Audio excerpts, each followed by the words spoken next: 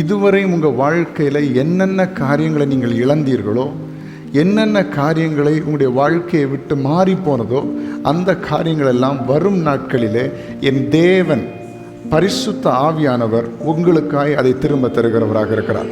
ஒருவேளை மனுஷனால் இது கூடாததாக இருக்கலாம், ஆனால் தேவனால் எல்லாம் கூடும். நீங்கள் இழந்து போன சில ஆசீர்வாதங்களை, இழந்து போன நன்மைகளை, இழந்து போன நாட்களை, இழந்து போன ஆயுஸ் நாட்களை, இழந்து போன சில குடும்பங்களை, இழந்து போன சில நண்பர்களை கர்த்தர் இந்த நாட்களில் உங்களுக்கு திரும்ப தருவார். இதை உங்களுடைய கண்கள் காணும். எப்படி ஆகும் என்ற கேள்வி இருக்கலாம், எப்படி ஆகும் என்ற ஒரு சந்தேகம் உங்கள் வாழ்க்கையில் இருக்கலாம். நீங்கள் காற்றையும் காண மாட்டீர்கள், மழையையும் பார்க்க மாட்டீர்கள், ஆனால் கர்த்தரால் நீங்கள் இழந்ததை திரும்ப பெறுவீர்கள். இயேசுவை நாம் ஏற்றுக்கொள்ளும் பொழுது, எல்லாவற்றையும் கொடுக்கிற அந்த தேவனை நம்முடைய இருதயத்தில் ஏற்றுக்கொள்ளும் பொழுது, இழந்த காரியங்களை நமக்கு திரும்ப தருவார்.